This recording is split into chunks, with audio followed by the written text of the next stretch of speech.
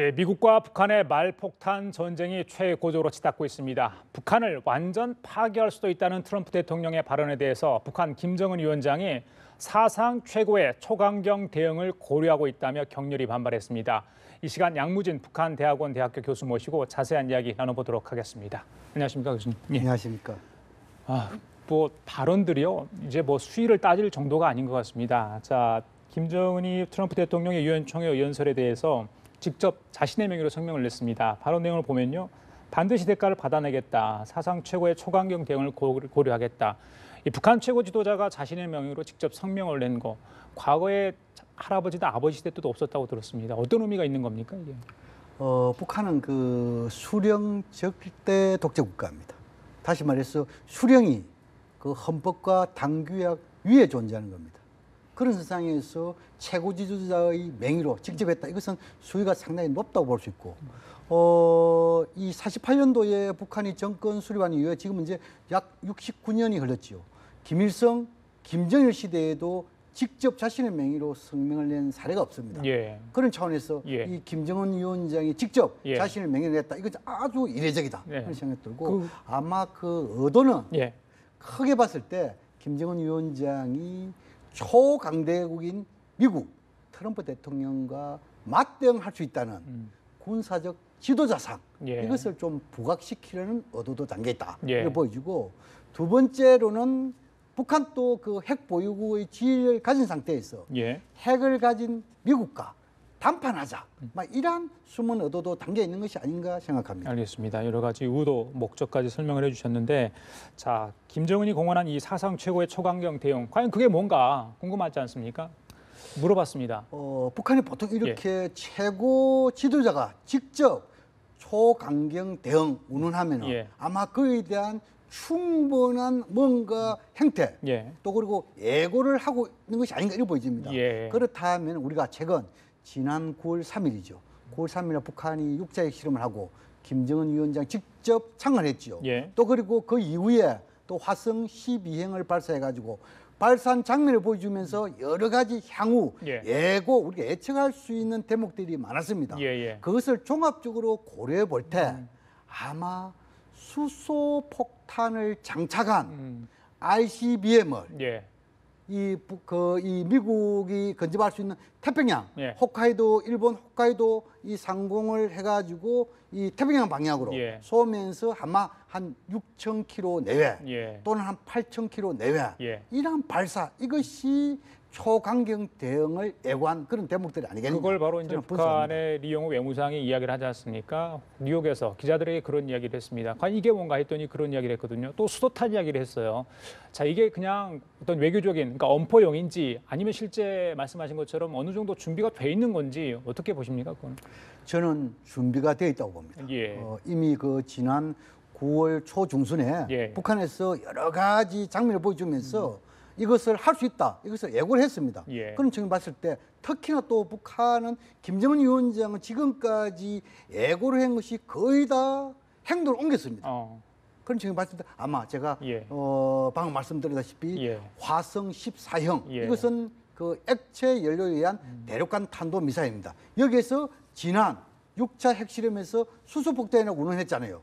그렇다면 이런 수소폭탄을 실은 ICBM을 북한의 순환공항 쪽에서 일본 홋카이도 상공을 해가지고 태평양으로 쏘는 것이죠. 지하 핵실험이 아니라는 거잖아요. 지하 핵실험 어렵죠. 지금까지는 다 지하 핵실험에서 했는데 태평양으로 보내겠다, 쏘아 보내겠다. 이건 굉장히 정말 엄중한 거 아닌가요? 그렇죠. 지금은 이제 지하 핵실험은 지난 그 대규모 폭발인 6차 핵실험에서 풍계리 핵실험자가 붕괴됐잖아요. 이 안전사고단 말입니다. 여기에 대해서 곧장 하기로는 상당 심리적 부담이 있었기도 보이고, 두 번째로는 방금 제가 말씀드린 이미 ICBM 예고 이런 차원에서 아마 태평양 상공에서 수소폭탄 실험하지 않을까 이러는데, 근데 지금은 이제 태평양에서 수소폭탄을 실험한 사례는 미국밖에 없습니다. 그거는 60년대입니다. 그거는 뭐냐면 태평양의 이 산호초 섬이라는 이곳에서 엄청난 규모의 핵실험을 했단 말입니다. 그런데 이번에 북한이 혹시나 태평양 상공에서 ICBM 발사를 통한 수소탄 실험한다면은 그 수소탄 안에 실질적으로 핵물질을 넣어갈 것인지 예. 아니면 핵물질은 제거하고 기폭장치만 하고 갈 것인지 이거는 좀 더 두고 봐야 된다고 생각합니다. 그래요. 아, 정말 말씀을 나누고 있는 도중에도 이게 정말 살벌하다 이런 느낌이 드는데 왜 저렇게 호전적인지 모르겠습니다. 자, 리용호 외무상 어제 트럼프 발언에 대해서 개 짖는 소리 이게 제가 지금 사실은 방송에 부적절할 수도 있어요. 하지만 제가 그대로 전달을 드립니다. 개 짖는 소리 이런 얘기를 했어요. 내일 새벽에 이제 유엔 총회 기조연설을 합니다. 어떤 얘기를 할 것으로 예상을 하십니까? 아마 그 북한은 과거 경제 사례 보면은 이 북한 핵은 미국의 대북 적대의 정책에 의해서 출발되었다. 그리고 지금 문제는 미국의 대북 적대의 정책이 폐기되지 않는 한 핵능력 고도한 지속한다. 이것이 지금까지 줄곧 일관된 북한의 주장입니다. 이러한 주장을 재확인하는 거 하나. 예. 두 번째로는 지금 오늘 이미 북한의 국무위원회 위원장인 김정은 명의의 성명했잖아요. 거기서 초강경 대응 운운했잖아요. 이 초강경 대응에 대해서 좀 더 구체적으로 이런 자신의 의지를 보여주는 그러한 하나의 이 유엔에서 연설이 이용호 외상을 통해서 나오지 않을까 조심스럽게 전망합니다. 트럼프의 그 유엔 기조연설이 어느 정도 영향을 미쳤다고 보십니까? 그러니까 이 정도 이야기를 하고 했는데 트럼프 얘기를 들어보니까 아니겠다. 좀 더 수위를 높여야 되겠다. 이렇게 할 수도 있지 않습니까? 뭐 그런 것도 있겠습니다만도 북한의 그 특징을 보면은 북한은 체제와 존엄을 아주 중시합니다. 그렇죠. 다시 말해서 체제 훼손, 존엄 모독 이럴 경우에는 북한은 끝까지 이것을 소위 말해서 소홀하지 않는 그런 측면이 가능했단 말입니다. 아마 그런 측면에서 이번에 그 김정은의 직접 명의의 일종의 이 성명도 나왔다. 그렇다면 아마 내일 이용호 외상 또 체제 존엄을 건드리는 것은 끝까지 추격해서 뭐 하겠다. 뭐 이러한 일종의 협박이랄까요? 이러한 부분도 일부 담지 않을까 그렇게 전망해 봅니다. 알겠습니다. 트럼프 행정부도 지금 북한에 대해서 어떤 전방위적으로 대응책을 강구하고 있는 것 같습니다. 어제 이제 한중일 삼국 정상회담에서 트럼프 대통령이 이란식 세컨더리 보이콧에 준하는 새 대북 제재안을 발표를 했습니다.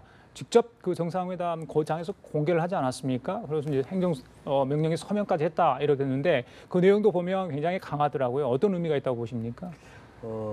실제적으로 세컨더리 보이콧이라는 것은 경제 제재 중에서 가장 강하고 이것은 강대국이 약소국가에 할 수 있는 겁니다. 어쩌면은 자본주의 이론 원칙에 위배되는 겁니다.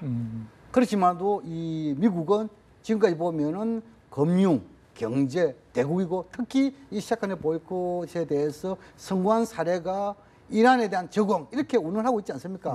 그런데 이런 세컨더리 보이콧에 대해서 가지고 외형상으로는 북한에 대한 경제 압박이지만 실질적으로는 중국에 대한 압박 아니겠습니까? 그렇죠. 그런데 중국 입장에서는 중국도 이미 G2 국가 경제강국이고 이미 지난 2006년도에 BDA 사건을 경험함을 해가지고 모든 것이 준비된 것이 아닌가.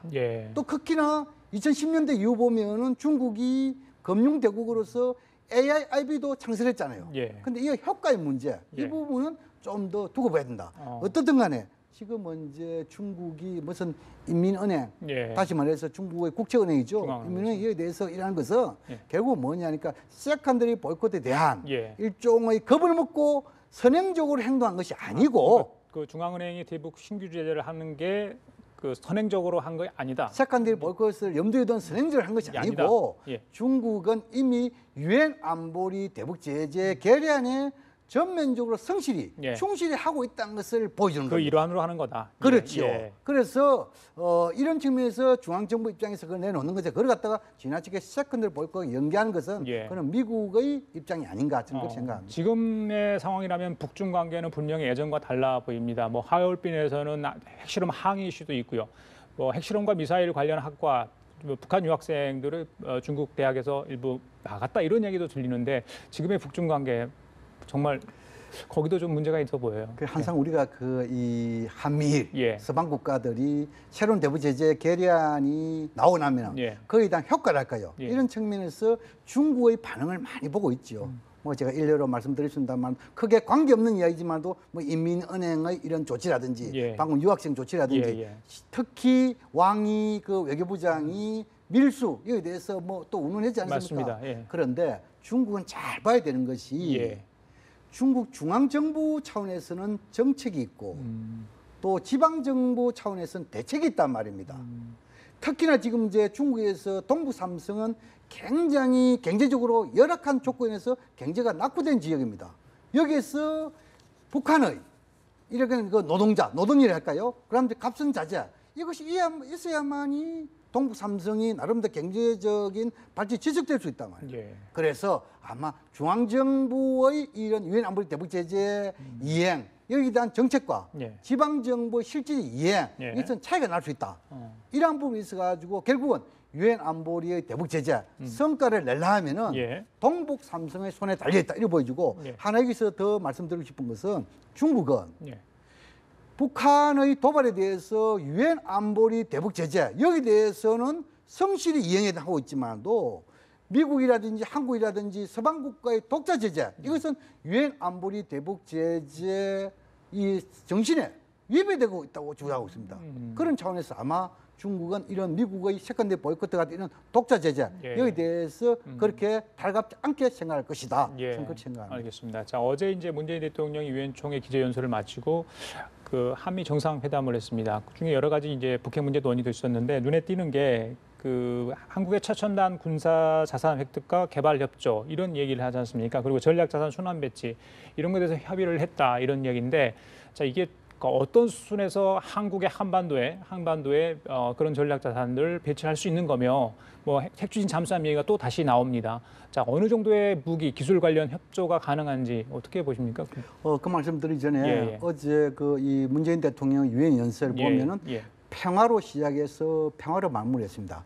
그것은 시대 정신에 부합되고 한반도 상황, 더 나아가서 한반도 평화 통일 이 부분에 대해서 아주 적절한 표현이다. 저는 그렇게 생각합니다. 왜냐하면 지금은 이제 유엔의 정신이 뭡니까?